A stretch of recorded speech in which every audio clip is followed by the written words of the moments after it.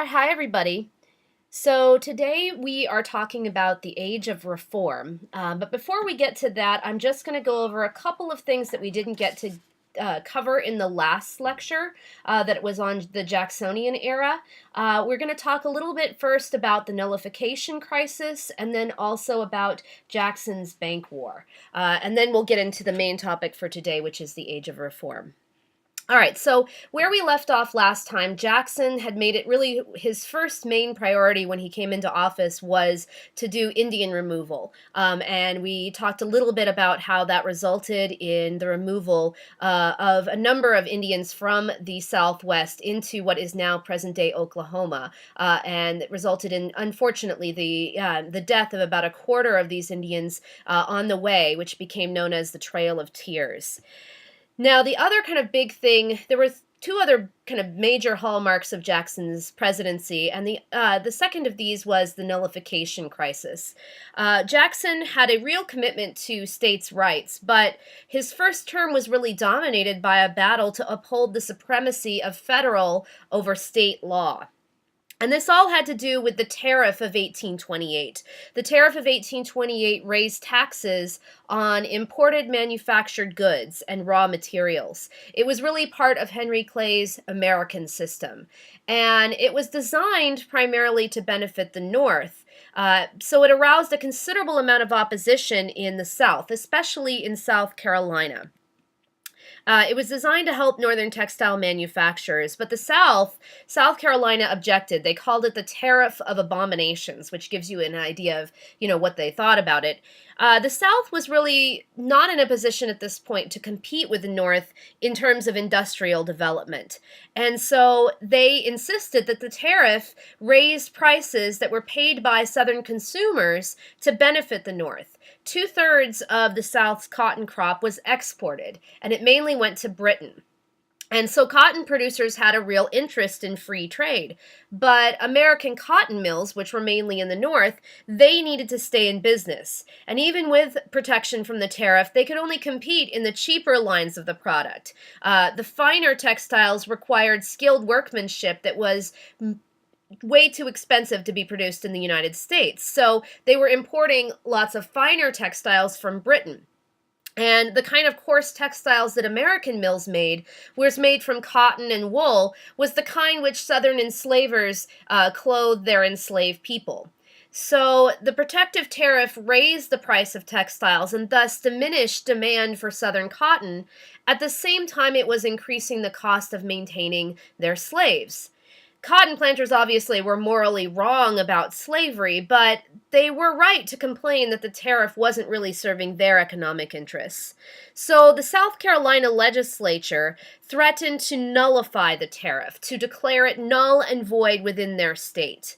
South Carolina was, of course, the state with the largest proportion of slaves. It was controlled by a very tightly knit group of large planters.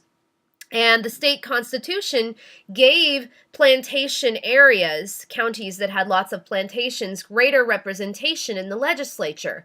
And there was very high property qualifications for office holders. So it was really only the very wealthy elite who could also hold office in South Carolina.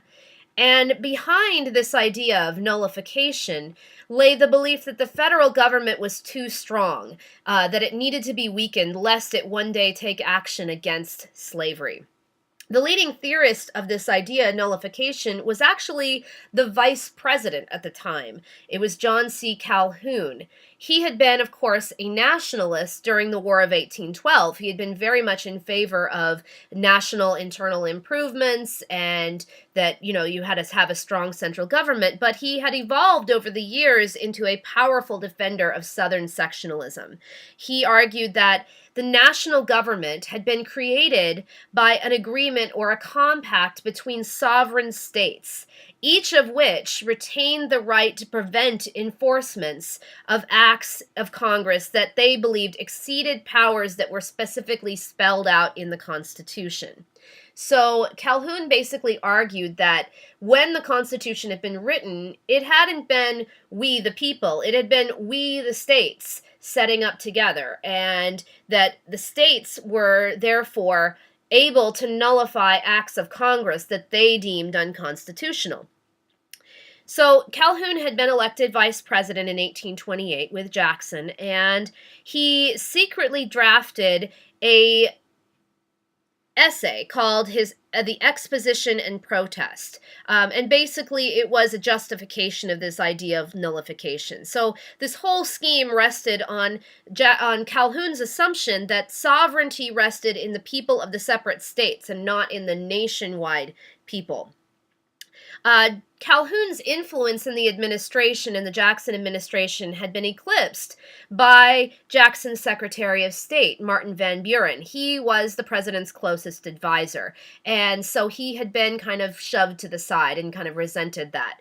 And there was also a sex scandal that Calhoun had run afoul of with Jackson. Calhoun's wife was one of the leaders of Washington society. And she led in the ostracization of a woman named Peggy Eaton, who was the wife of Jackson's Secretary of War. Peggy Eaton was supposedly the daughter of a tavern keeper, and she was rumored to be a so-called woman of easy virtue. And Jackson was not happy about the fact that they were ostracizing this woman. He kind of identified criticism of her with the abuse that his own beloved wife, Rachel, had suffered during the campaign of 1828. So there was this big scandal in Washington society, and Calhoun's wife was kind of behind a lot of the ostracization of Peggy Eaton. So Jackson wasn't terribly happy with the Calhouns in general.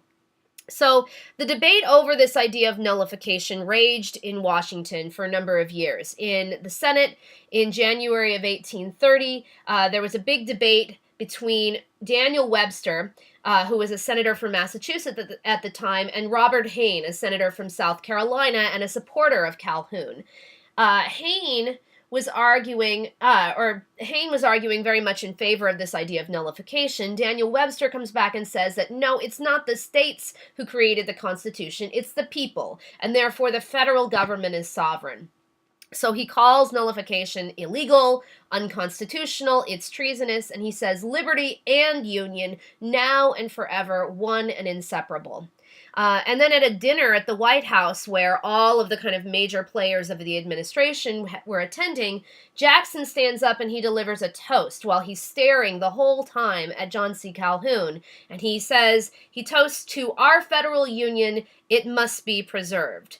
And then Calhoun gets up to give his own toast, and he says, to the Union, next to our liberty most dear. So there's this big conflict between Calhoun and Jackson over this idea. Jackson is arguing that nullification means disunion, and he dismisses Calhoun's arguments. In 1832, a new tariff is enacted. South Carolina declares this tax on imported goods null and void in the state. Jackson gets Congress to pass a piece of legislation known as the Force Act, which authorizes him to go and use the military, the Army and the Navy, to go down and collect customs duties. And so there's this big confrontation brewing. To avert this confrontation, Henry Clay, ever the compromiser, he engineers the passage of a new tariff in 1833, and it sort of takes some of those duties off. It reduces some of those duties. And South Carolina rescinds this ordinance of nullification, but they also say, we don't believe that this Force Act is constitutional, so they nullify the Force Act. Calhoun, at this point, abandons the Democratic Party, and he jumps over to the Whigs, where he and Clay and Daniel Webster become a formidable trio of political leaders in opposition to Jackson. So that's kind of in a nutshell, the nullification crisis. The other big political struggle of Jackson's administration was the president's war on the Bank of the United States. The bank really symbolized the hopes and the fears that had been inspired by the market revolution. Expansion of banking had helped finance the nation's economic development, but many Americans, including Jackson, distrusted bankers. They saw them as non-producers who weren't really contributing anything to the nation's wealth. They were just moving money around, and they were profiting from the labor of others. And they had a point. There was a big tendency of banks during this time to overissue paper money, which caused a deterioration in the money's value, and that reduced the income of wage earners. And this is why it's profoundly ironic that Jackson's face is now on the $20 bill. He disapproved of paper money, and he deliberately tried to destroy the national banking system. So this bank war is really a clash of two forceful personalities. You have Andrew Jackson on one side, and you have the president of the Bank of the United States, Nicholas Biddle, on the other. Nicholas Biddle was a Philadelphian. He was very aristocratic. He had been a child prodigy who had studied at the University of Pennsylvania and Princeton between the ages of 10 and 15. He was a literary editor. He was a patron of the arts. He was kind of a northern equivalent of the quintessential American Renaissance man, Thomas Jefferson. He was very brilliant, public-spirited, very versatile and gracious. So he was kind of the polar opposite of Jackson in some ways. The Bank of the United States at the time was the largest corporation in the country. It was really the only business at the time that was a nationwide business. And it served some valuable purposes. It handled the federal government's financial transactions. It issued paper money that was backed by gold and silver. It made loans to other banks as well as to businesses and individuals. It handled all of the foreign exchange transactions. And it was evolving into a modern central bank. It could expand or contract the money supply to affect the ups and downs in the business cycle, just like modern banks do. But despite this, the banks of the United States had its critics, and one of them was President Jackson. And one of the reasons why he might have been so critical of it was that years before, Jackson had speculated extensively in land. And when some of the deals that he was making went south, he ended up narrowly escaping financial ruin. And these experiences led Jackson to distrust banks and to distrust debt in general. So in his first message to Congress, in his first annual message, he raises the subject of whether or not this charter for the bank should be renewed. Jackson complained that the bank had failed in the great end of establishing a uniform and sound currency. Now, this was simply untrue. The issue was that the bank was issuing paper money, and Jackson didn't believe in paper money at all. He thought only precious metals like gold and silver should be the currency. Congress didn't do anything immediately about this, so the next year Jackson tries again. He urged that a different national bank should be created, an arm of the Treasury Department. What Jackson really minded most about the bank was that it was a rival power center. It was one that was partly public, but also partly private, so he could not exercise control over it, and Jackson is very much an authoritarian leader. Biddle, he was a very self-confident guy, almost to the point of arrogance, and he doesn't do himself any favors when, in 1832, he tells this congressional committee that the bank could destroy any state bank. And he was careful to add that he had never injured any of the state banks, but a lot of Democrats and Jackson really were starting to wonder whether any institution ought to have this kind of power, and they called it the monster bank. The problem was that the bank's charter was set to expire in 1836. And when Jackson decides to run for re-election in 1832, the future of the bank is very much in doubt. Biddle and his allies in Congress persuade Congress in 1832 to approve a bill extending the charter of the bank for 15 years after its expiration in 1836, so effectively for almost 20 years. Jackson sees this as blackmail. If he doesn't sign the bill, the bank, he believed, would use its resources to oppose his re-election. And so he interprets this bid to recharter the bank as kind of a declaration of war. He famously declared to his Secretary of State, Martin Van Buren, "The bank is trying to kill me, but I will kill it." And so he vetoes the bill. And his veto message is maybe the central document of his presidency, and it's perhaps the most important presidential veto in American history. He says that it's unacceptable for Congress to create this source of concentrated power and economic privilege that is unaccountable to the public. He presents himself in this veto message as the defender of the so-called humble members of society, the farmers, mechanics, and laborers. And he's really capitalizing on this populist resentment of the rich with, at the same time, a faith in limited government and local autonomy. And so he's very much operating in the tradition of the anti-federalists and the Jeffersonian Republicans here. He uses this veto as a major weapon, and so doing this, he's enhancing the power of the presidency. He's appealing directly to the public for support. And this really helps him win a decisive victory in 1832 over the Whig candidate Henry Clay. Jackson's reelection ensures the death of the Bank of the United States, and the elimination of the national bank really removes all of the restraints that had been on regional and local banks, and it enables them to behave even more irresponsibly than ever. Now, Jackson is not content to wait for the bank's charter to expire in 1836, and so he authorizes the removal of federal funds from the bank, and he intends to deposit these funds in select local banks. He's basically retaliating for the role that the Bank of the United States had played in the election, and he's trying to limit its influence before it ends up actually expiring in 1836. Most of his cabinet and his advisors were against this idea, and Jackson actually has to reshuffle some cabinet members in order to get someone as Secretary of Treasury who will do what he wants. 2 secretaries of the Treasury refuse to transfer money to these pet banks. Jackson has to fire them, and he finally appoints his Attorney General, a guy named Roger B. Taney, as the Secretary of the Treasury, and he ends up carrying out this order. And this causes a huge controversy. His Secretary of State and Secretary of War are threatening to resign. The political and business communities are shocked. It's sort of the 19th century equivalent of when in 1973, President Nixon fires 2 attorneys general in order to find one who would obey his order to fire the special prosecutor in the Watergate investigation. It's kind of like what becomes known as the Saturday Night Massacre.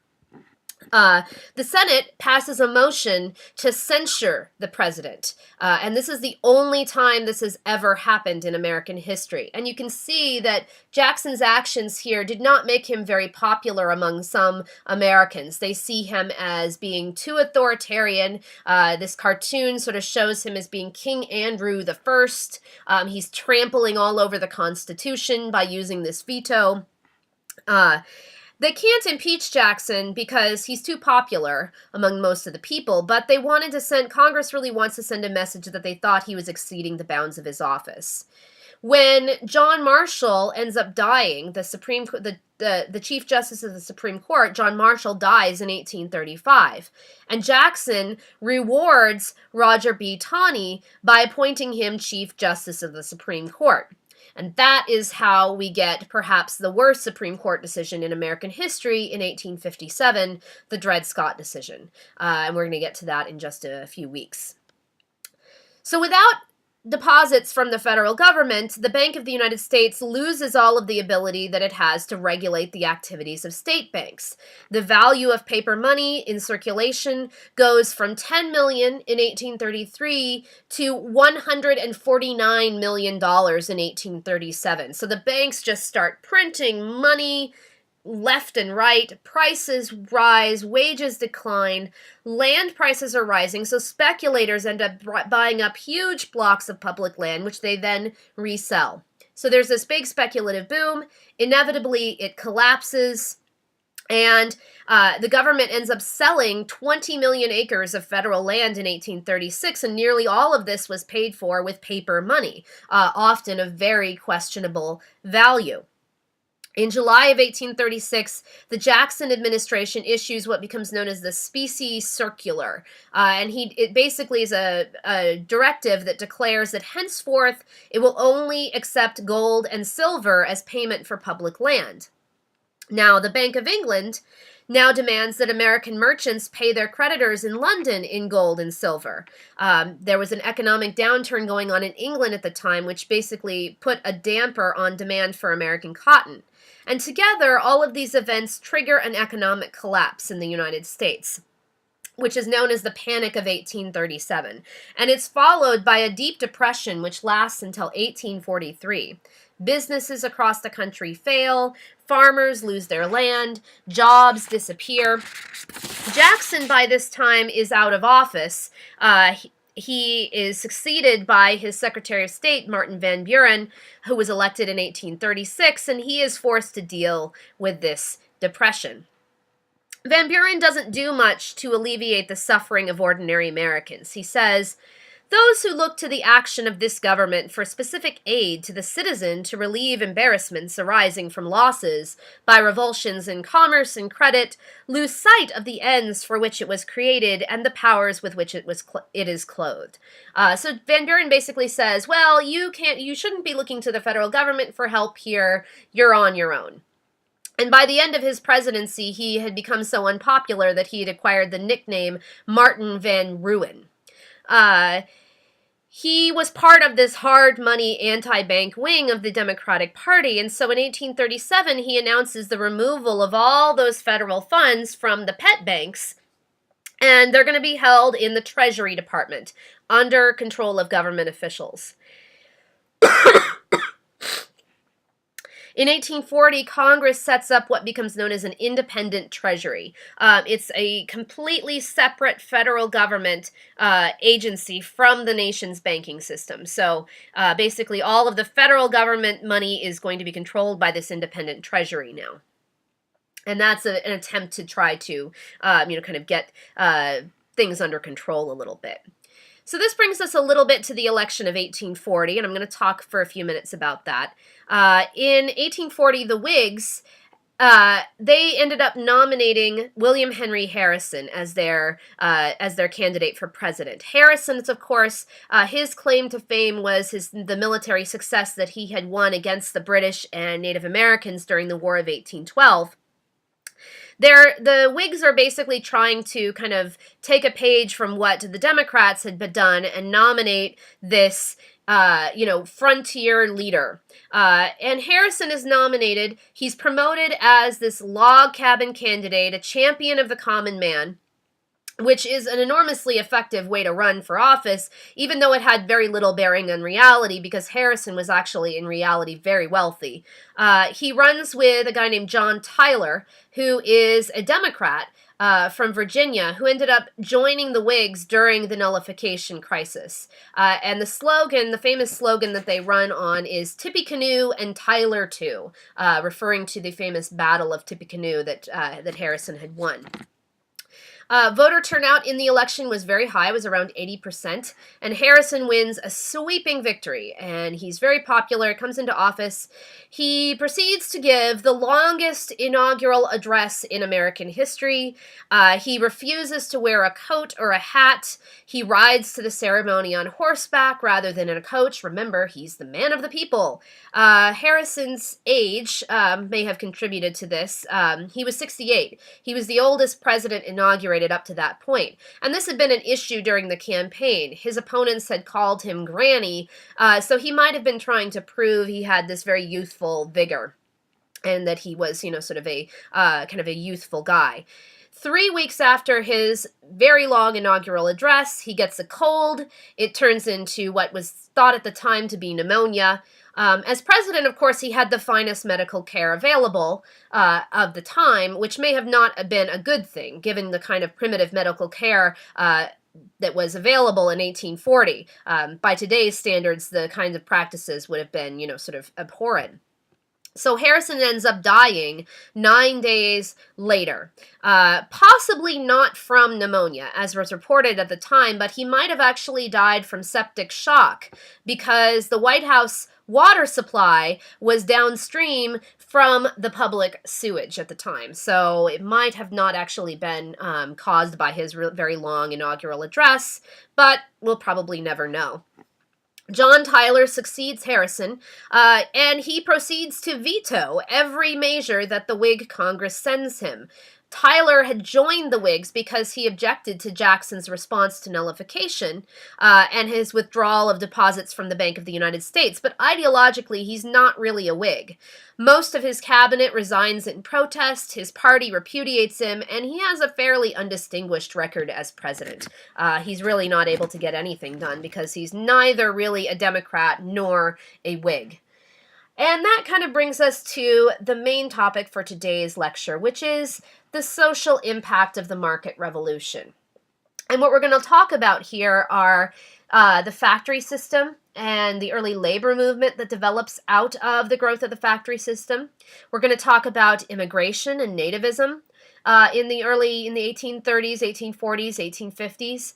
We're going to talk about some of the things that result from the market revolution, changes in American religion and spirituality, the growth of utopian communities. We'll talk a little bit about reform movements that really sprung up during this era in response in part to the changes wrought by the market revolution. We're going to talk about women and the origins of feminism, and we'll end up by talking about the abolition movement. So what we're really looking at here in today's main part of today's lecture is just the kind of impact that the market revolution, the broader social impact that the market revolution had. This is a society, America is a society at this time that is undergoing huge economic and social transformations. And Americans, in part, respond to this in a number of different ways by trying to reform and perfect their society. So we'll talk for a minute about kind of the main factors that created this age of reform. One of these was the factory system. And we talked, when we talked about the market revolution, we ended up leaving off by talking about the growth of the cotton kingdom in the South. The cotton that ended up spreading plantation agriculture and slavery all over the South gave rise to textile mills in the North.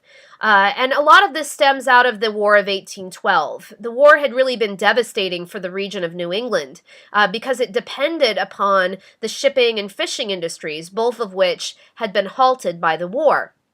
New England investors, watching their ships rot in the harbor, hit upon a solution.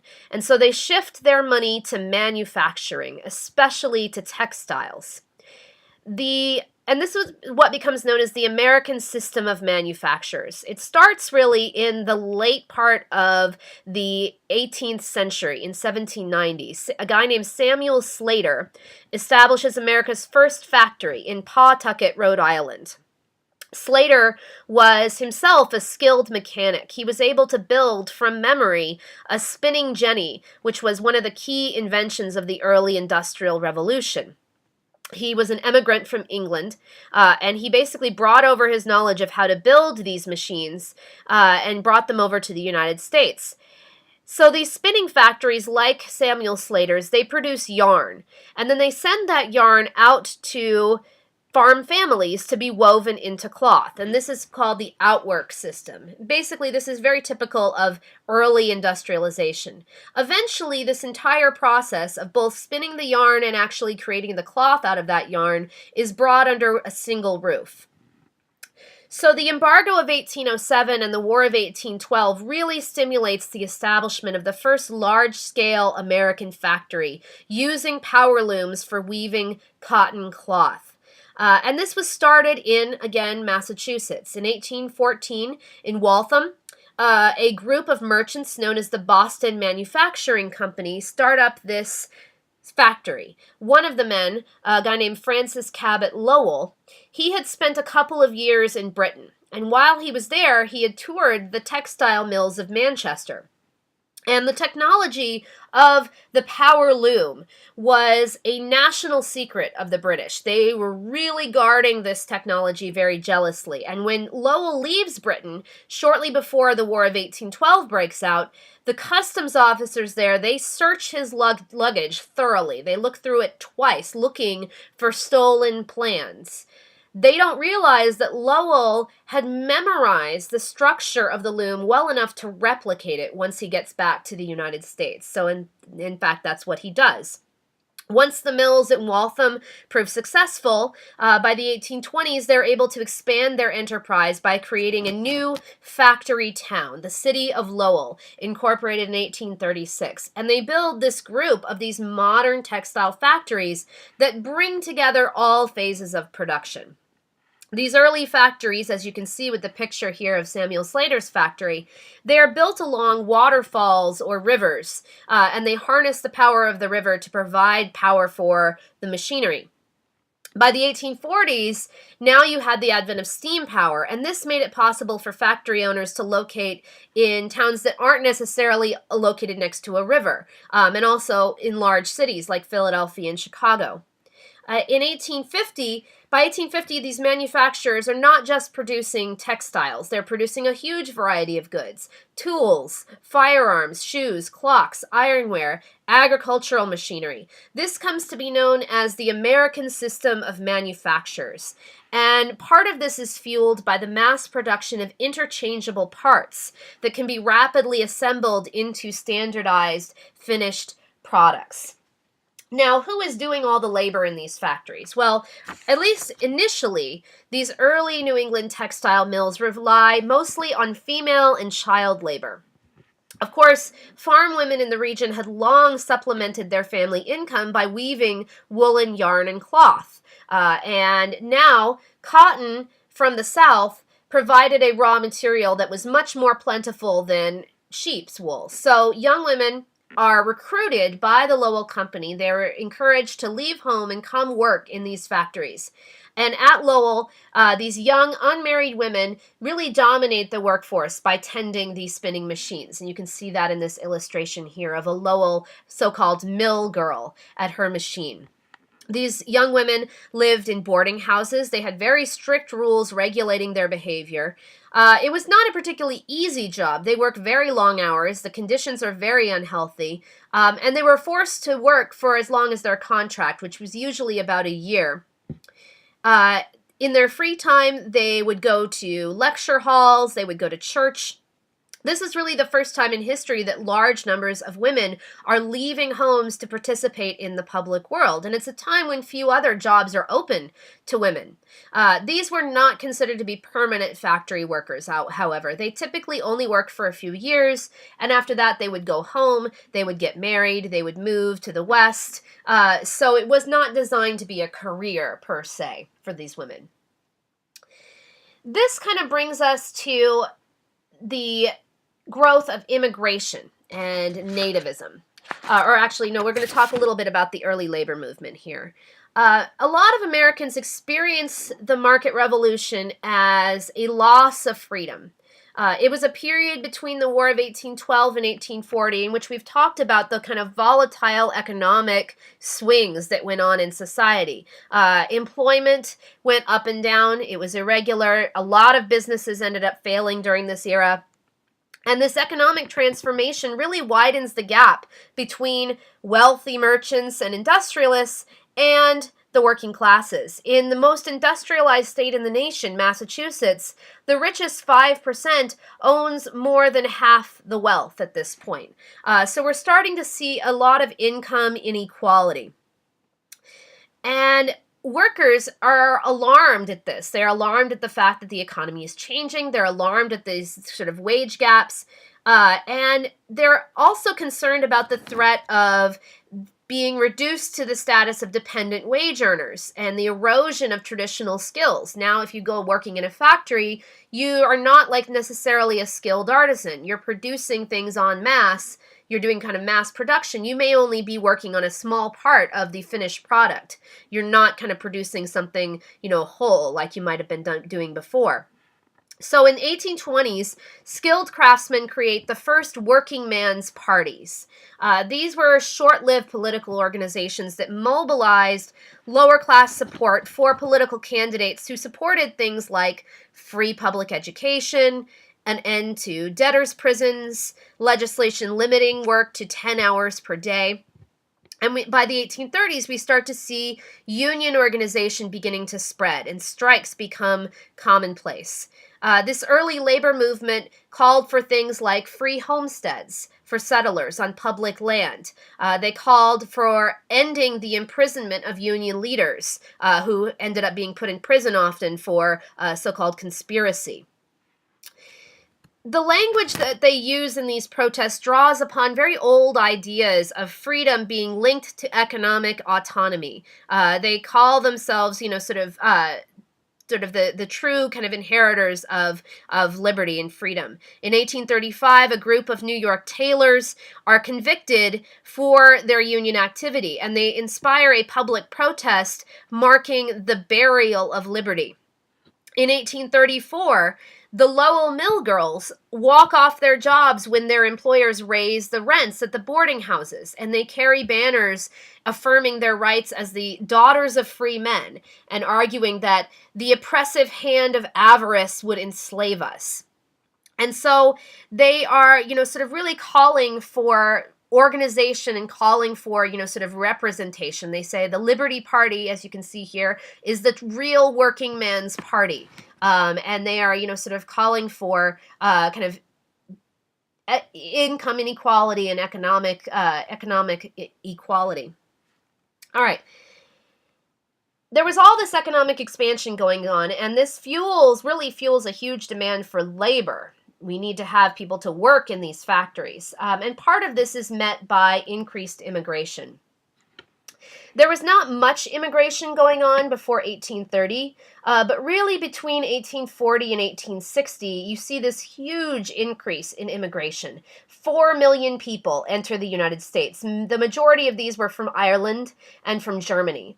And about 90% of these go to the northern states, where there were more job opportunities and where they didn't have to compete with slave labor. When we talk about immigration, we always want to talk about the push factors and the pull factors. And so what were some of the push factors and the pull factors drawing these people or pushing these people to come to the United States? So in Europe at this time, you have the Industrial Revolution going on, you have agriculture being modernized, and so old patterns of life where peasants work on the land are being disrupted. So peasants are being pushed off the land, jobs of traditional craftsmen are being eliminated. You also have a number of social movements and kind of political unrest going on. There were all kinds of revolutions that happened in the year 1848, and many of them failed, and they created these political refugees who were fleeing repressive governments and rigid social hierarchies of Europe. The largest number of immigrants during this period were refugees from economic and agricultural disaster. They were the Irish people who fled the Great Potato Famine of 1845 to 51. 1 million Irish ended up starving to death during the Potato Famine, and 1 million of them immigrated. Most of these came to the United States. So that was kind of the big factor pushing people to leave Europe.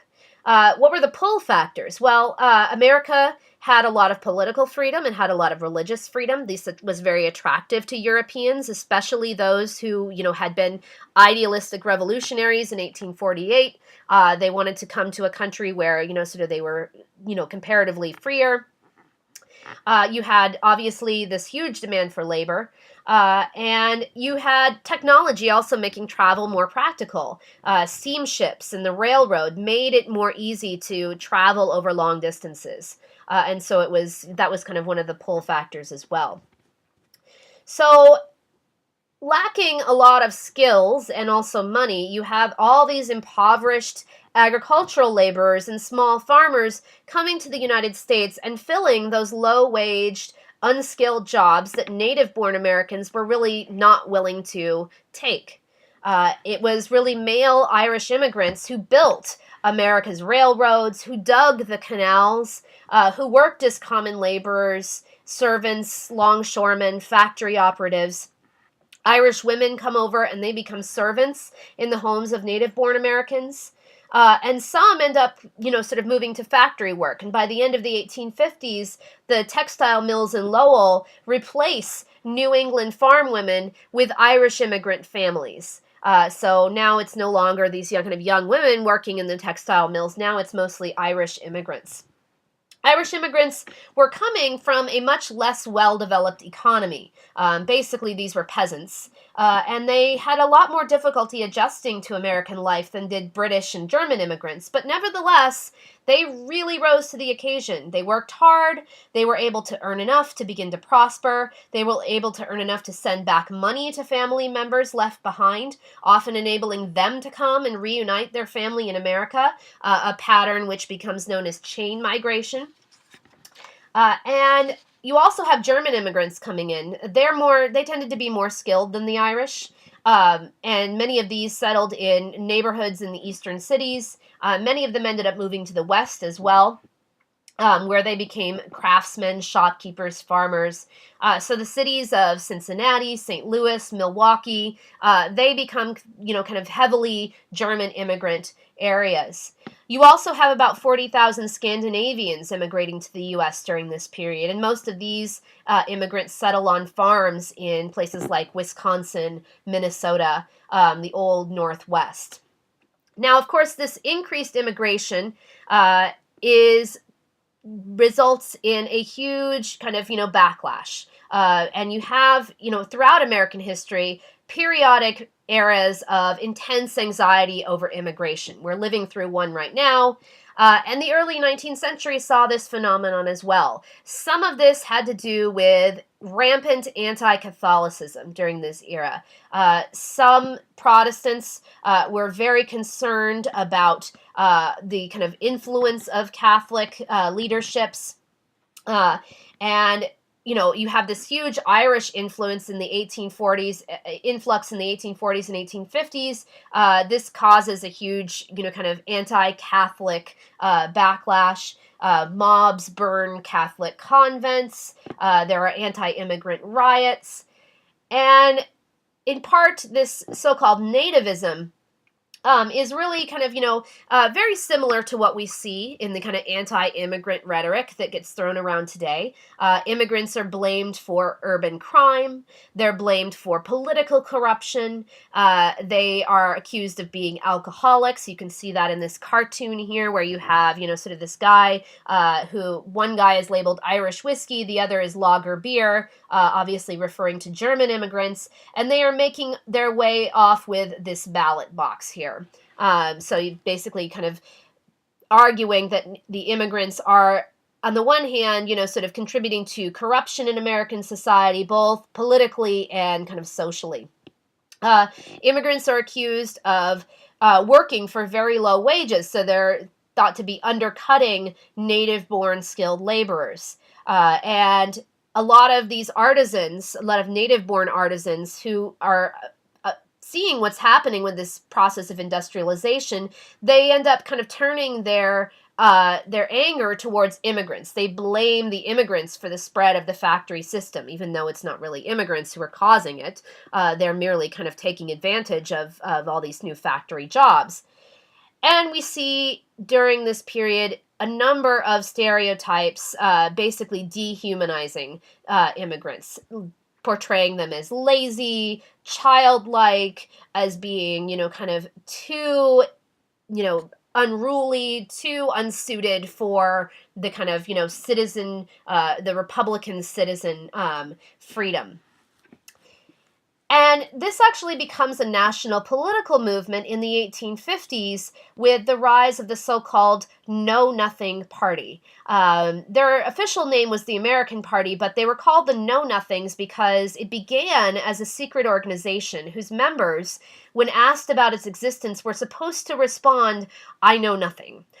So they were called the Know-Nothings. And they were a party that was exclusively, their main issue was reserving political office for native-born Americans and resisting the influence of the Catholic Church. They end up having a lot of success in some places, particularly in Massachusetts. They sweep the 1854 state elections in Massachusetts. So the governor, the congressman, nearly every member of the state legislature is now part of this Know-Nothing Party. And their appeal really combines anti-Catholic and anti-slavery sentiment. So the Know Nothings were actually anti-slavery as well. And they're often also opposed to the sale of alcohol. Which is going to kind of lead us into talking about some of these reform movements later on. Now, they don't have a lot of success nationally, but they do get a lot of success kind of on a local level. So one of the kind of outgrowths of this market revolution that we see is this growth of immigration and nativism. Another kind of result of or a social impact of the market revolution is changes in 19th century religion and spirituality. One of, the things that we see with the market revolution is you have this very competitive capitalist world, and it causes people to strongly encourage the identification of American freedom with a total absence of restraints on individuals. Individuals were supposed to be kind of self-directed, seeking economic advancement and personal development. And one of the kind of, spiritual movements that we see developing in this era is kind of all centered around the individual. And this is known as transcendentalism. One of the kind of prominent New England intellectuals who was a member of the Transcendentalists was, of course, Ralph Waldo Emerson. He was a very famous philosopher. He wrote that the one important revolution of the present day was the new value of the private man. And Transcendentalism really was kind of a religious movement. It derived from a religious impulse, at least. Its members aspired to kind of revive a personal spirituality that they believed organized churches really inhibited. The goal for Transcendentalists was the realization of the divine potential in all human beings. Mostly, they were either Unitarians or ex-Unitarians, so they really insisted on the right of the individual to kind of, make his or her own way in the world, not following, necessarily social traditions or kind of social institutions. They believed in kind of the spiritual communion of nature. The most famous kind of example of this is, of course, Henry David Thoreau. And he was, sort of very exemplary of the Transcendentalists in that he kind of put his own individual conscience at the forefront. And that, he really believed in the need to find one's own way rather than to follow the crowd. He famously, of course, retreats for 2 years to live in a cabin on Walden Pond. And he's isolating himself from what he called the economical and moral tyranny of American society. And in 1854, he publishes his book Walden, which is an account of his experiences and a critique of how the market revolution is degrading America's values and degrading the natural environment. And so he's really calling for Americans here to simplify their lives, to look for freedom and self-realization from within oneself rather than from the accumulation of wealth. And of course, his, sort of famous quote is repeated here. I went to the woods because I wished to live deliberately, to front only the essential facts of life and see if I could not learn what it had to teach, and not when I came to die to discover that I had not lived. The other kind of thing that we see coming out in terms of religion and spirituality during this era is the Second Great Awakening. And this is, we talked about the First Great Awakening prior to this. This is another wave of popular religious revivals that happens in the 1820s and 1830s. And just like with the First Great Awakening, initially it begins because established religious leaders are concerned that not enough people are attending churches. But quickly this begins to expand beyond the existing churches. And these revivalists really see themselves as carrying on the work of the First Great Awakening. The kind of the famous evangelicals like Jonathan Edwards and George Whitefield, the revivalists of the Second Great Awakening are actually the ones who called the revivals of the 18th century the Great Awakening, and they call what they're doing the Second Great Awakening. So they actually give this a name. In terms of duration, the numbers of people involved, or any other measure, the Second Great Awakening is much, much larger than the first. what we see here is really a democratization of American Christianity. It really makes it into kind of a mass enterprise. So at the time of American independence, there were fewer than 2,000 Christian ministers in the United States. By 1845, that number has grown to 40,000. Americans are putting up churches all over the place, 1,000 per year. And by the middle of the 19th century, it's estimated that about a third of the population identifies with some organized religion. And you start to see new denominations like the Methodists and the Baptists. They grow in their membership. You see all these kind of smaller groups springing up as well. The Methodists were the ones who popularized the use of camp meetings. These are religious gatherings lasting several days to which these families in kind of the rural frontier can travel and attend. And they may have held about 300 to 400 of these annually all throughout the United States. And so there was an estimated audience here of about 1 million people per year go to these camp meetings. And other religious groups soon begin to imitate this practice. And so at these camp meetings, which were especially popular on the frontier, you have these fiery preachers rejecting the idea that man is sinful and preordained to hell. They talk about the doctrine of free will, and so it attracts a wide swath of American society, both the rich and the poor, men and women. In some cases, you even had whites and blacks worshiping together. Women played a huge role in the Second Great Awakening. They are really helpful in organizing the religious and the benevolent activities surrounding and following these revivals, but they also participate in the meetings. They get up and they speak and they pray in public. And women could lead small groups. They could be exhorters, the term for lay preachers. You also saw participation of African Americans. African American men, either free or slave, could become licensed Methodist preachers. And there were all kinds of new churches established by free black people, especially in Philadelphia. The African Methodist Episcopal Church was established in 1817 by a former slave named Richard Allen. You've read some of Allen's account of how he established his church. African Americans found in these churches kind of a place of mutual strength and spiritual fulfillment. It's an opportunity for African Americans to become leaders in the community, to be able to use their talents. Black churches become also bastions of opposition to slavery and havens for fugitive slaves, as we're going to see. Slaves also embraced evangelical Christianity during the Second Great Awakening. You see kind of this helping to create a synthesis of African American and European American cultures. So these preachers at these camp meetings, they might chant their sermons, and you would have the congregation responding, with sort of this call and response. And this creates a distinctive musical expression. This is where we start to see the development of black spirituals and gospel music. It really comes out of the Second Great Awakening. The preachers of the Second Great Awakening are able to capitalize on the opportunities that were offered by the market revolution to spread their message. They were able to raise funds. They go on these preaching tours, traveling by canal, by steamboat, by railroad. They're able to use this new printing technology to flood the country with these mass-produced religious tracts. And the message that they were preaching, the idea that ordinary Americans can shape their own spiritual destinies, this really resonates with this spread of market values. The idea that, sort of you could have this self-made individual that you could kind of, determine your own spiritual destiny.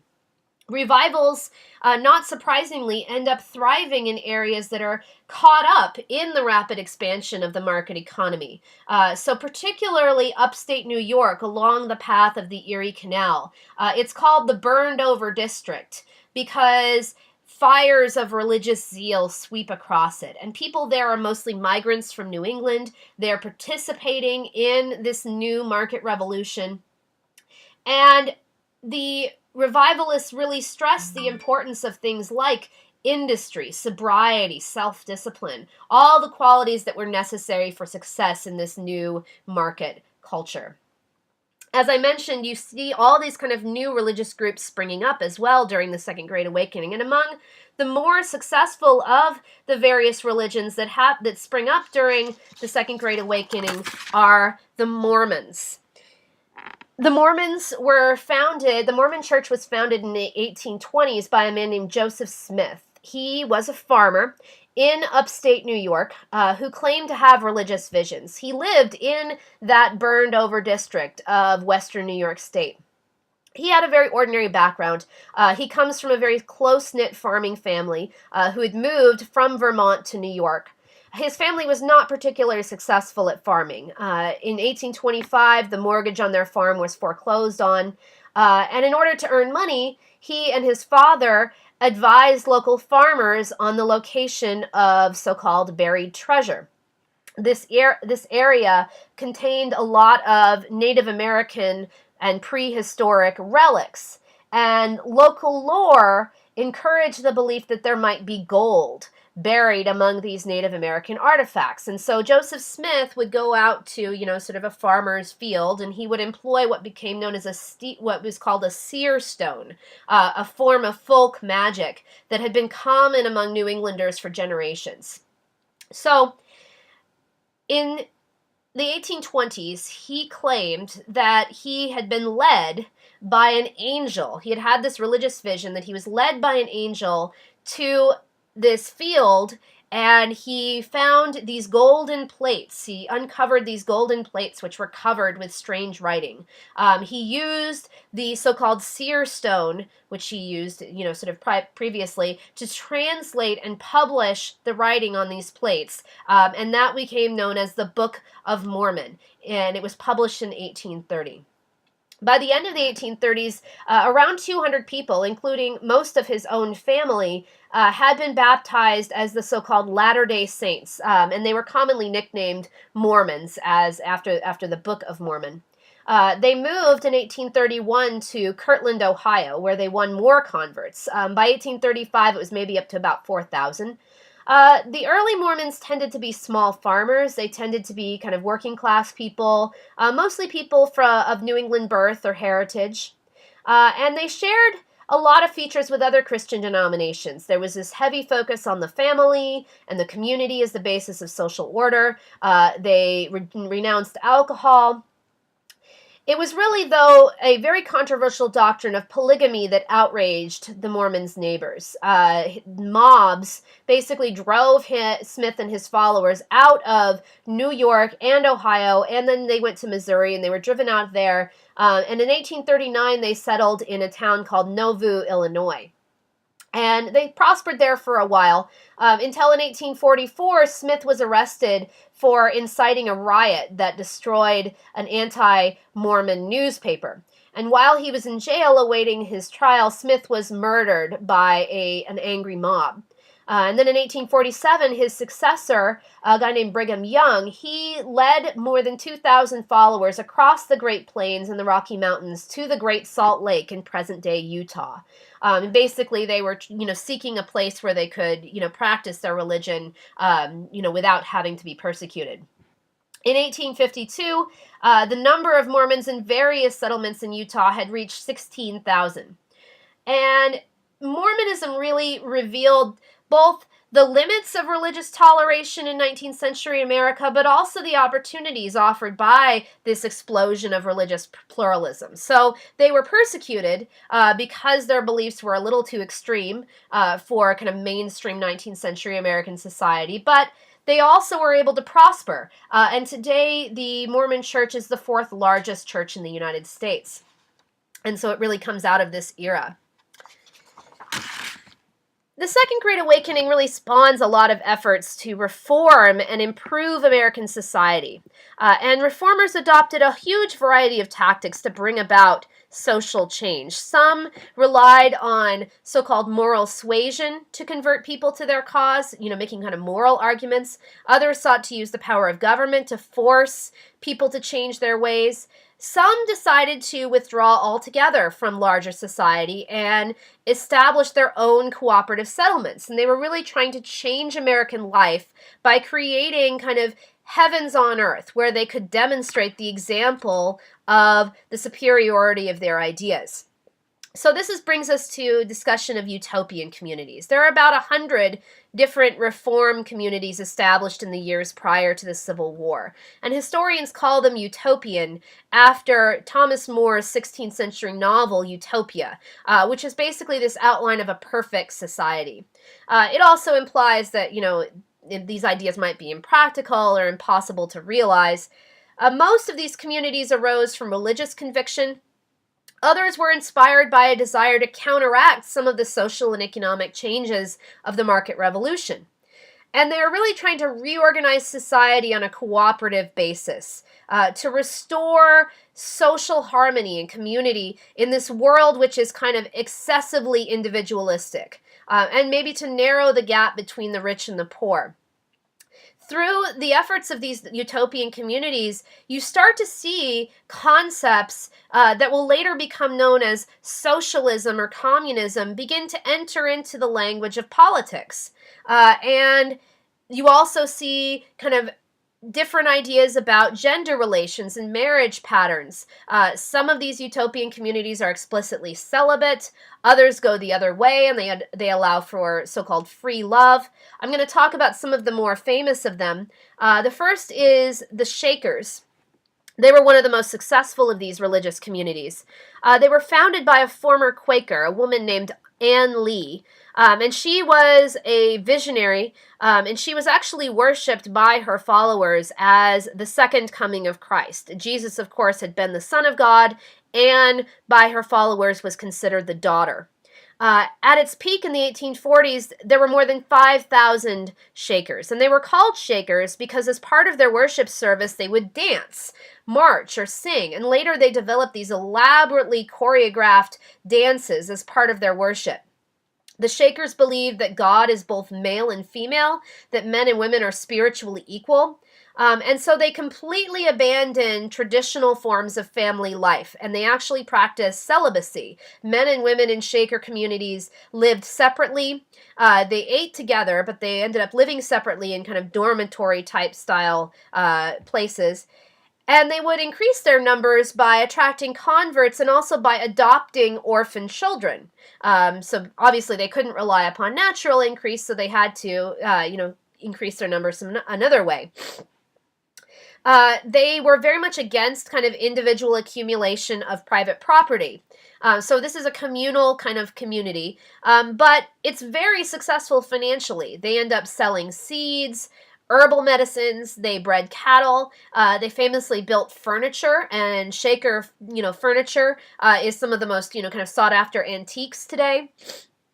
Central to the Shaker doctrine is the idea of gifts, divinely given talents or some kind of revelatory insight. And if you've ever heard the American folk song Simple Gifts, this is a tune that comes out of the Shaker community. Another interesting utopian community was the Oneida community. This was founded in 1848 in upstate New York by a man named John Humphrey Noyes. He was the son of a U.S. congressman, so he was, sort of a fairly well-to-do, well-off, from an influential family. He ended up being converted by the Second Great Awakening preacher Charles Finney in 1831. And in 1836, he and his followers formed a small community in Vermont. The Oneida community was notorious for what Noyes called complex marriage. And basically, this is an idea where any man can propose sexual relations with any woman. And the woman has the right to either accept or reject that invitation. And all of this is recorded. It's recorded in a public record book. Noyes believed that what he called exclusive affections, kind of traditional marriage, destroyed the harmony of community.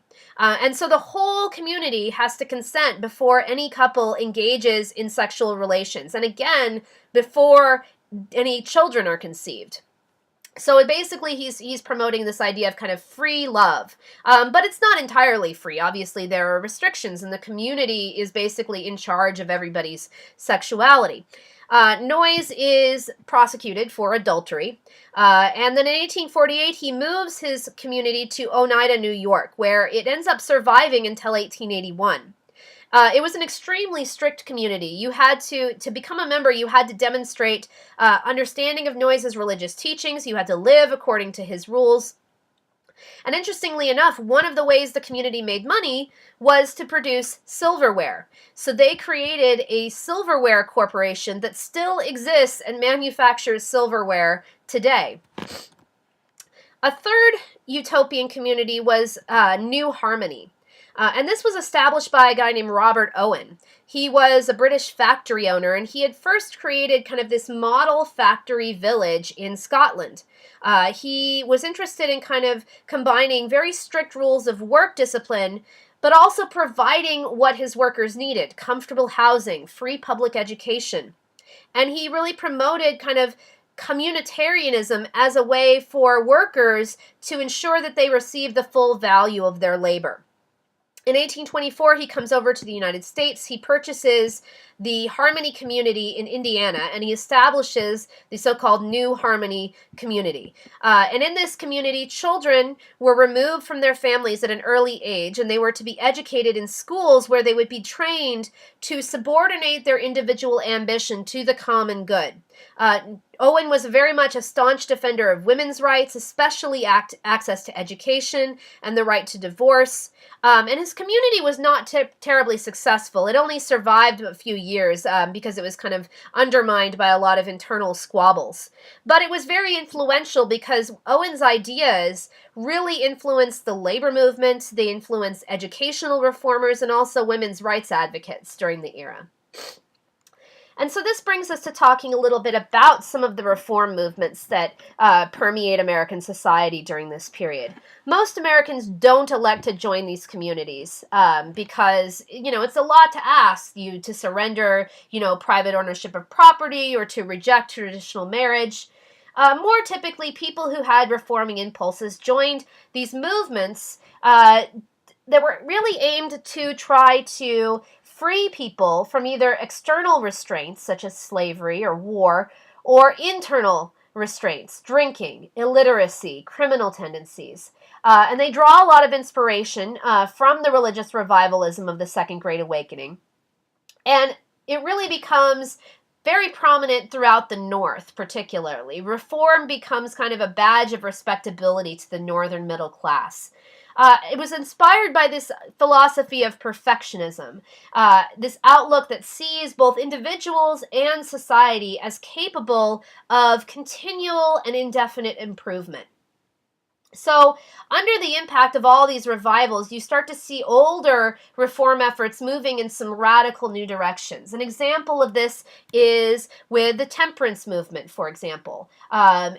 Temperance movement, the idea, of eschewing alcohol, had always kind of been a movement in society, but we start to see a movement from advocating moderation, only drinking a little bit, to outlawing drinking altogether during this era. In 1826, you have the American Temperance Society is founded. It attempts to, ask not just alcoholics, but even occasional drinkers to renounce alcohol entirely. And by the 1830s, they claim to have persuaded hundreds of thousands of Americans to renounce alcohol. Now, whether that's true, it's hard to say. But by 1840, you did see the consumption of alcohol per person had fallen to less than half of the level of the 1830s. So they do have a profound effect upon American society. And this cartoon here that I'm showing really reflects the kind of, idea of, sort of the argument that the temperance movement was making, that, sort of just a little bit of alcohol, it starts you down the path toward basically, public, indecency and arrest and crime and, vagrancy and eventually, sort of suicide. And all of this is going to, sort of negatively impact your, poor family here. Many Americans didn't, sort of buy into this idea of reform. A lot of them saw this as an attack on their own freedom. And in part, like the temperance movement's a great example of this. Taverns are really popular meeting places for urban working class men. They're a place where, both drinking is going on, but also political discussions, meetings, organizational meetings are going on. Drinking is a very prominent feature of celebrations and events of the era. So, particularly Catholics are not, buying into this perfectionist idea. This is really a kind of a Protestant movement. And it's an attempt to kind of impose Protestant morality upon society as a whole. Reformers really insist that their goal is to enable Americans to enjoy genuine liberty. And they talk about liberating Americans from various forms of so-called slavery that make it impossible to succeed. So the slavery to alcohol, slavery to poverty, slavery to sin. And they also see, sort of American society as suffering from an excess of liberty, that self-fulfillment comes through self-discipline. So we see kind of all sorts of an effect of, try to, sort of establish institutions to try to reform society. And one of these was the so-called common school. And this was the idea of tax-supported school systems open to all children. Now, in the early 19th century, most children were educated at locally supported schools, private academies, charity schools, or even at home. Many people had no access to formal education at all. The leading kind of reformer in this regard was a guy named Horace Mann. He was a lawyer and a politician from Massachusetts. And he really believed that universal public education could restore equality by bringing children of all classes together and by equipping less fortunate children to advance in the social scale. And so by 1860, every northern state had established a public school system. And this was one of the first real career opportunities for women who quickly come to dominate the teaching profession. The South, on the other hand, lags behind in public education, in part because the planters didn't want to educate black children, and they didn't also want to pay to educate poor white children either. We also see efforts to reform things like jails, poorhouses, asylums, orphanages. It's really an effort to, kind of get involved in kind of, reforming society. Now, we've already talked a little bit about some of the opportunities that were available to women during this period. Women become involved in, working in some of the factories, but most of the opportunities of the market revolution are not available to women. We start to see, as the household declines as the center of economic production, the traditional roles that women played were undermined by the availability of mass-produced goods that had previously been made at home. As we've seen, some women followed the work as it moved from household to factories, but others embraced kind of a new definition of femininity during this era. You start to see this glorification of the ability of women to create a private environment that's shielded from the competitive tensions of the market economy.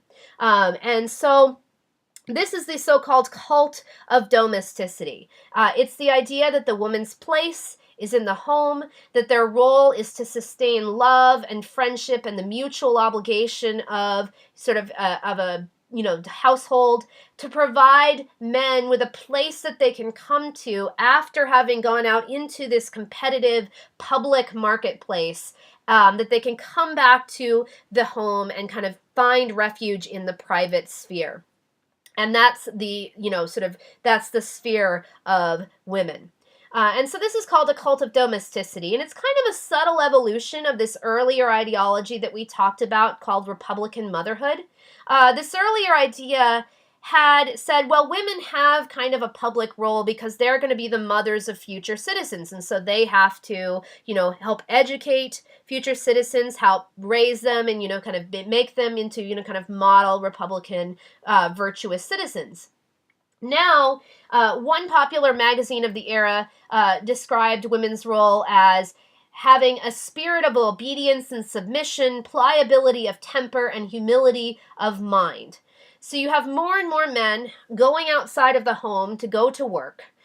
Women are kind of taking charge and exercising power over personal affairs within the family home. And so you start to see this emphasis of kind of minimizing women's participation in the outside world. Men, of course, can go back and forth. Men can move freely between the public and the private spheres. Women are supposed to remain in the private sphere of the family. Now, this does not have, these prevailing gender norms doesn't have much to do with the real experiences of women who worked for wages, and many did so during this era, despite having severe disadvantages. They were not, really getting a lot of high-paying jobs. It was really low-paying jobs that were available to women. And married women, very often, they could not participate. They could not sign independent contracts. They couldn't control their own wages, sue in their own names. But for poor urban women and poor farm families, it was really essential that everybody work in order to ensure economic survival. So we see that thousands of poor women find work during this era as domestic servants, as factory workers, as seamstresses. Work in these middle-class homes were done by domestic servants. And this is really the largest employment category for women in 19th century America. So for middle-class women, freedom is defined in part as being free from labor. And of course, this depends upon the employment of other women within the middle-class woman's household. It makes the middle-class kind of lifestyle possible.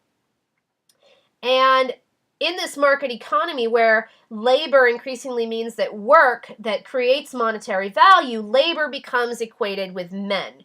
It's this idea that the male head of household should command a family wage that enables him to support his wife and children. And this is very popular and influential during this era.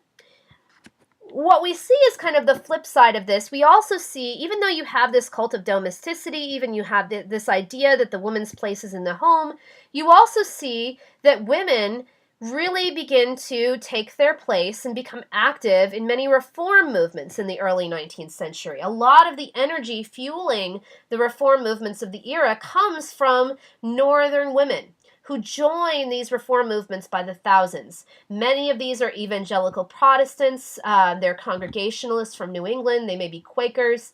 They were very active in the temperance movement, building of asylums, other reform activities.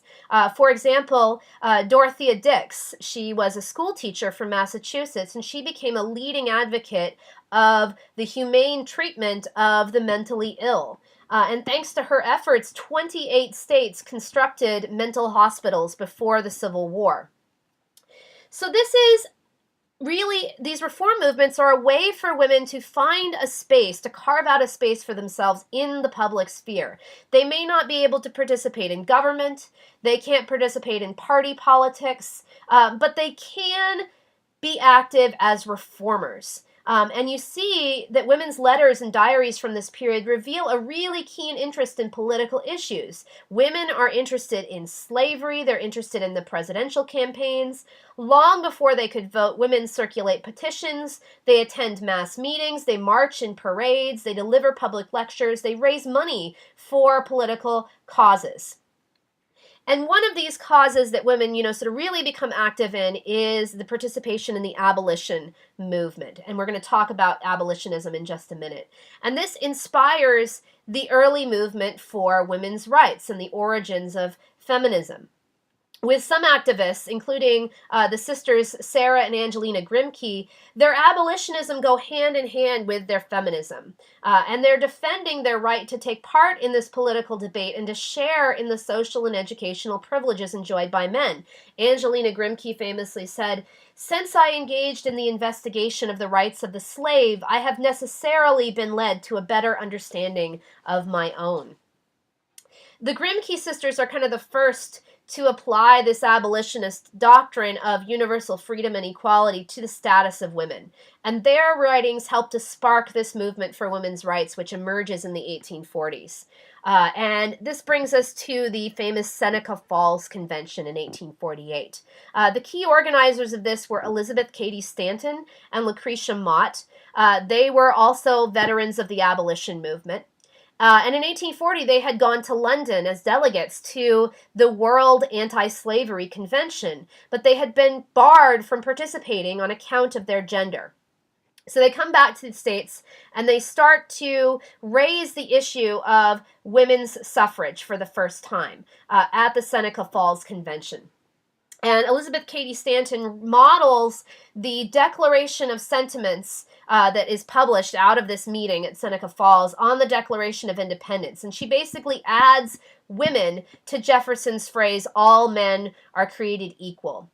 So in the Declaration of Sentiments, it says, all men and women are created equal. And in place of the grievances against King George, she condemns the injuries and usurpations on the part of man toward woman. Stanton tells the convention that only voting will make women free as man is free, since in a republic, freedom is impossible without access to the ballot box. And she says, either the theory of our government is false or women have a right to vote. So she's condemning the entire structure of inequality that denies women access to education and employment, that gives husbands control over the property and the wages of their wives, that deprives women of their independent legal status, that restricts them to the home. Women are also demanding the right to participate in the market revolution.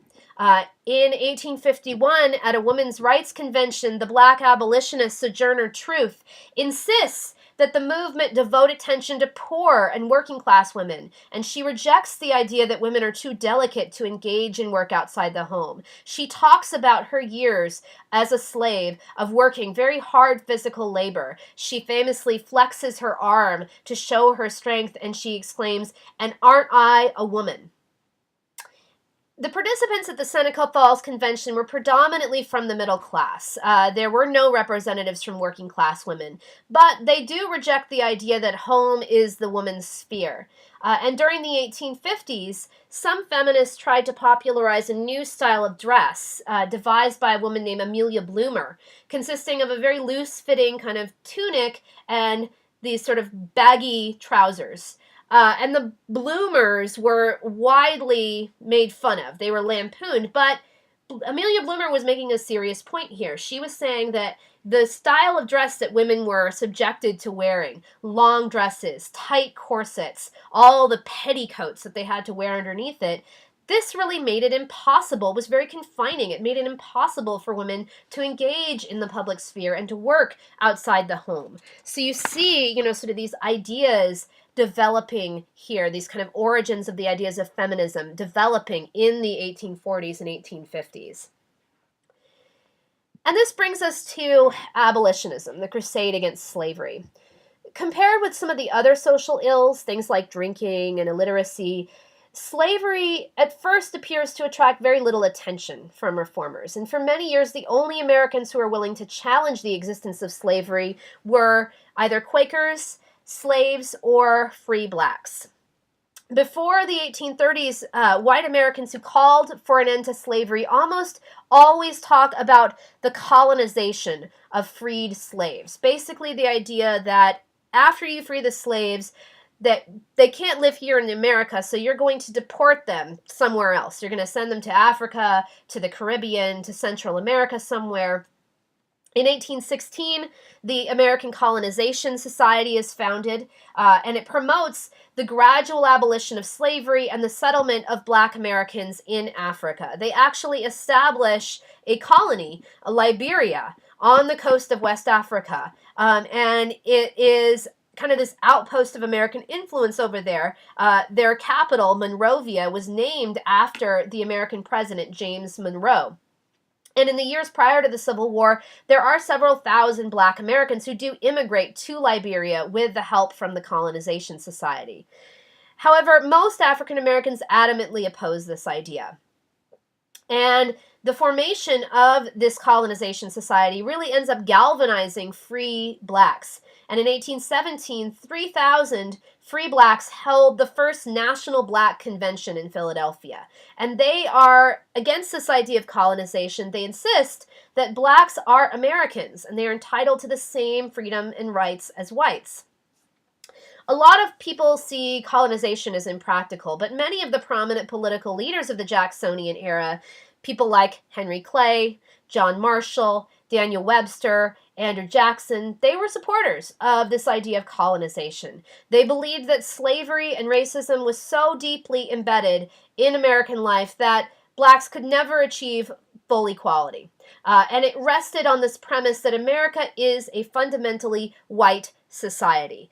So just like with Indian removal, you see this idea of kind of, America as a white society being promoted by supporters of this idea of colonization.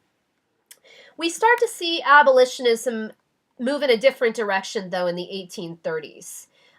We start to see it become more militant. You see this new generation of reformers who draw upon their religious conviction that slavery is a sin, that it contradicts not just the values of God, but also the values of the Declaration of Independence. And so they reject this traditional approach of gradual emancipation, and they start to demand immediate abolition of slavery. And they insist that instead of colonization, that freed blacks should be incorporated into American society as equal citizens. So they believe perfecting American society meant rooting out not just slavery, but racism. We really start to see this in 1829 with a essay published by a man named David Walker. He was a self-educated, free black man living in Boston. And he published this essay called An Appeal to the Colored Citizens of the World.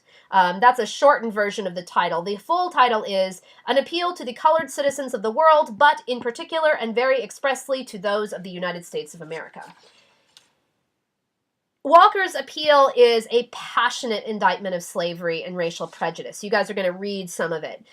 He stresses education as a vehicle for black liberation. He denounces the colonization movement.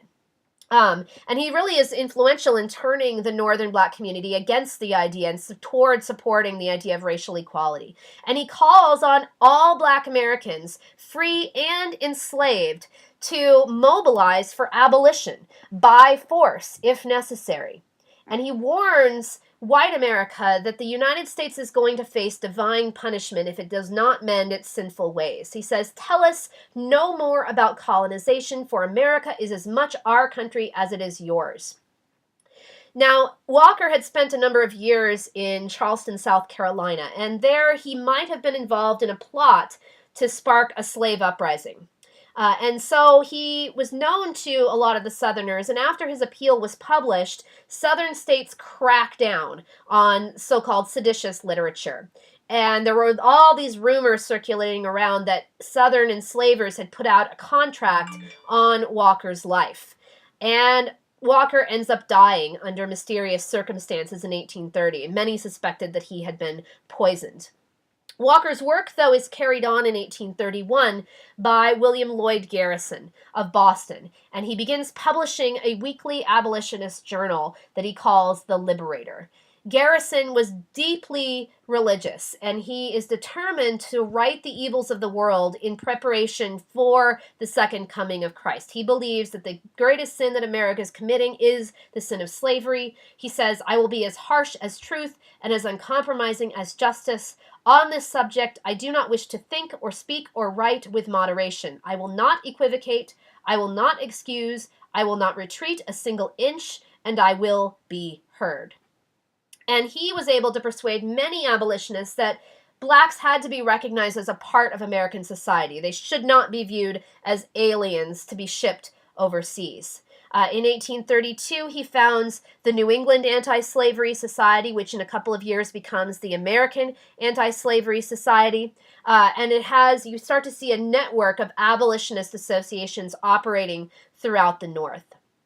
So, beginning with just this handful of activists, you see the abolitionist movement expanding very swiftly throughout the North. The leaders of abolitionism take advantage of this new print technology and they start to spread their message. They really see the democratic potential in the production of printed material. And so they're able to produce millions of copies of pamphlets, newspapers, petitions, novels, broadsides. And you start to see this really starting to have an effect. Between 1833 and 1840, 100,000 Northerners joined local groups devoted to abolition. Most of these people were ordinary citizens. Some were prominent businessmen. Garrison was kind of the propagandist for the abolition movement. Theodore Weld, who was a young minister, he helps to create this mass movement. Weld was a brilliant orator, and he is really instrumental in training speakers who bring their abolitionist message into rural and small town northern communities. And they're using the same method as revivalists are. They call these meetings. They, are fervently preaching against slavery. They call for individuals to renounce their immoral ways. And the message is basically very simple. Slavery is a sin. Now, Southerners see this and they are afraid. They fear that the abolitionists are really trying to spark a slave insurrection.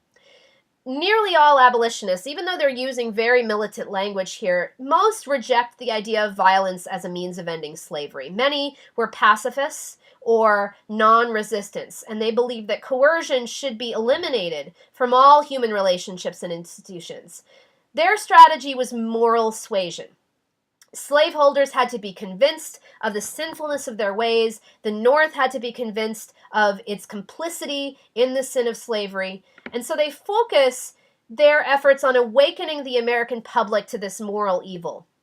Their language is deliberately provocative. They're trying to seize public attention. And they argue that slavery is so embedded in American life that its destruction would require fundamental changes throughout the country. They insist that this inherent, natural, absolute right to personal liberty, regardless of race, takes precedent over other forms of freedom. And we start to see the origin of this idea of America as Americans as a people unbounded by race. It's the idea that birthplace alone, not race, should determine who was an American. And this is a radical departure. Abolitionists really debated the Constitution's relationship to slavery. Garrison famously burns a copy of the Constitution. He calls it a pact with the devil. The famous black abolitionist Frederick Douglass comes to believe that it offers no national protection to slavery. They also help to expand the definition of cruelty. In abolitionist literature, you see these graphic depictions of beatings, brandings, the physical sufferings of slaves. And this helps to popularize the idea of bodily integrity as a basic right. They seize upon all kinds of revolutionary symbols as part of their heritage. They talk about the Declaration of Independence. They start to use the Liberty Bell. And the Liberty Bell isn't seen as a symbol of freedom until abolitionists adopt it as a symbol. They actually give it its name. Abolitionists never really represent more than a very small part of the North's population, but as this controversy over slavery intensifies, the views spread. And we see that there's a huge wing of the abolition movement that is dominated by African Americans. They play a leading role in the anti-slavery movement. And of course, the famous abolitionist is Frederick Douglass. He was only one among many former slaves who publish accounts of their lives under bondage. And these works convince thousands of Northerners of the evils of slavery. Of course, the most effective piece of anti-slavery literature was Harriet Beecher Stowe's novel, Uncle Tom's Cabin. Harriet Beecher Stowe was a white woman. She modeled her novel to some extent on the autobiography of a fugitive slave named Josiah Henson. And it was published in 1851. It was widely popular, and it really kind of gives the abolitionist message a really powerful human appeal. By the 1840s, black abolitionists are really looking to establish an independent role within the movement. They hold their own conventions. They develop their own holidays. Rather than celebrate July 4th, they celebrate January 1st, the date in 1808 when the slave trade became illegal. And maybe the greatest speech on American slavery and American freedom was delivered by Frederick Douglass in 1852. He's speaking just after the annual Independence Day celebration. And he asks in this speech, what to the slave is the 4th of July? And he says that these, celebrations and festivities reveal the hypocrisy of a nation that proclaims this belief in liberty, yet is daily committed to, he says, practices more shocking and bloody than any other country on earth. He says that only by abolishing slavery and freeing the great doctrines of the Declaration of Independence from the narrow bounds of race could the U.S. recapture its original mission. We start to see a backlash to abolitionism, though. It arouses violent hostility from not just Southerners, but also Northerners who fear that this movement is going to disrupt the Union, that it's going to interfere with profits from slave labor, and who are worried about overturning white supremacy. A lot of the backlash to abolitionism was led by wealthy merchants who had close commercial ties to the South. And we start to see mobs disrupting abolitionist meetings in northern cities. In 1837, the anti-slavery editor Elijah P. Lovejoy is killed by a mob in Alton, Illinois, while defending his press.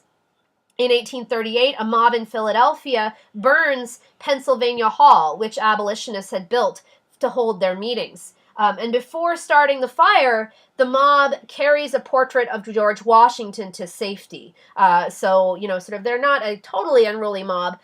They recognize, they want to, maintain their kind of reverence for America's political leaders. But they are vehemently anti-abolitionist. Southerners famously, of course, burn abolitionist literature. In 1836, when abolitionists begin flooding Washington with petitions calling for emancipation in the nation's capital, the House of Representatives passes what becomes called the gag rule, prohibiting consideration of this idea.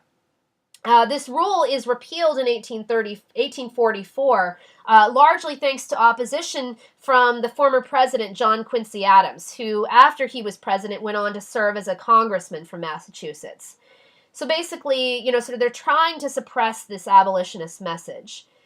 These attacks and these attempts to limit freedom of speech really help actually to have kind of the opposite effect. It helps to convince many Northerners that slavery is incompatible with the liberty of all Americans, including whites. And so they're really able to broaden their appeal. They're able to win support from Northerners who don't really care much about the rights of blacks, but they see their own rights of free speech and assembly being threatened. And so there's kind of, in some sense, the backlash to abolitionism, these attempts to kind of silence or squash the abolitionist movement, ends up having, at least to some extent, an opposite effect. All right, so we've talked a lot here today about some of the different social movements that were permeating American society in the 1830s, 1840s. And so for next time, we're going to have an online document workshop. So you'll read Johnson, chapter 11, and your think piece question, which should be posted, your answers to the think piece question should be posted in the discussion board on Blackboard by November 21st. The question is, looking at the documents in this chapter, how do the experiences of the federal government, Native Americans, women, and abolitionists reflect the achievements and limitations of democracy and equality during the 1820s and 1830s? So after you've posted your think piece question, what I want you to do for the rest of next week is to make at least 2 responses to your classmates by November 26th. So these responses can be responding to the questions that are posed by your classmates. They can be responding to the think piece itself. I just like to see you guys kind of exchange ideas here, and I'll be participating in the discussion as well. All right, so thanks for listening, guys, and have a happy Thanksgiving.